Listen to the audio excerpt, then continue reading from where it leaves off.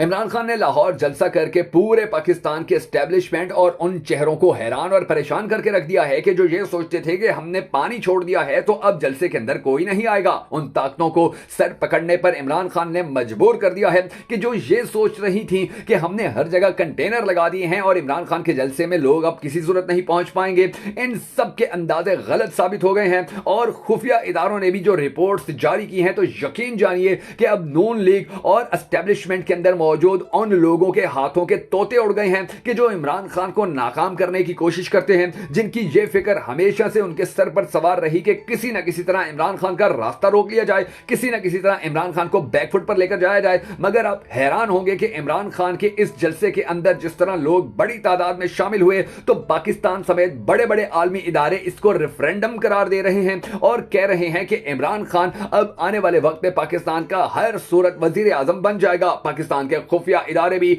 अब इस हवाले से चौंका देने वाली रिपोर्ट्स देते नजर आ रहे हैं, क्योंकि इससे पहले बहुत बड़े बड़े सर्वे करवाए गए तो उनमें कहा गया कि बस इमरान खान के जलसे में तो 15 से 20 हजार लोग पहुंचेंगे, लेकिन वहां पर तो लाखों लोग पहुंच गए थे। आपके ख्याल में इमरान खान के इस जलसे के अंदर कितने लोग आए थे? कमेंट सेक्शन के अंदर अपनी राय का इजहार जरूर कीजिएगा ताकि आपका कमेंट पढ़कर इमरान खान के दुश्मन की नींद हराम हो जाए और उसका सुकून बर्बाद हो जाए, क्योंकि इमरान खान के दुश्मन ने अपनी हर मुमकिन चाल चली, लेकिन एक काम अल्लाह तबारक व तआला ने हमेशा इमरान खान के हक में किया और वो काम यह है कि इमरान खान के खिलाफ होने वाली हर साजिश वक्त से पहले ही नाकाम होती चली गई है। आप अंदाजा लगाइए कि पाकिस्तान के बड़े बड़े बिकाऊ सहाफी ये जलसा शुरू होने से पहले टीवी के ऊपर चीख चीख कर कह रहे थे कि जी इमरान खान को तो सुनने के लिए कोई आ ही नहीं रहा है, इमरान खान के जलसे के लिए जो पानी छोड़ा गया था वो अपना काम दिखा गया है, जो कंटेनर खड़े किए गए थे अब उन कंटेनर्स के आगे लोग नहीं आ पा रहे हैं। लेकिन उन्हें यह नहीं पता था कि इमरान खान से मोहब्बत करने वाली ये कौम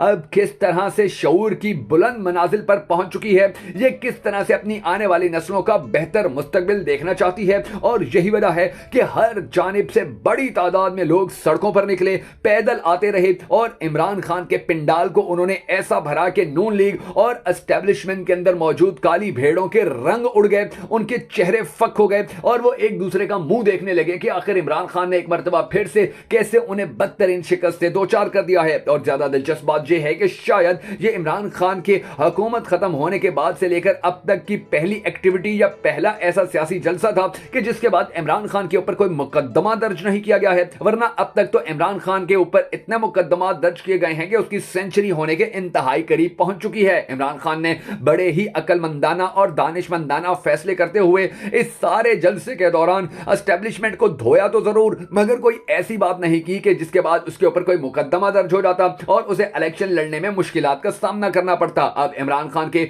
इस जलसे के हवाले से रिपोर्ट्स जो मंजर आम पर आ चुकी हैं, यकीन जानिए उन्हें देखते हुए पाकिस्तानी कौम को अल्लाह तबारक व तआला का लाखों करोड़ों शुक्र अदा करना चाहिए कि पाकिस्तान की अवाम अब जाग खड़ी हुई है और अब इमरान खान आने वाले वक्त में पाकिस्तान का इंशाअल्लाह वजीर आजम बन जाएगा।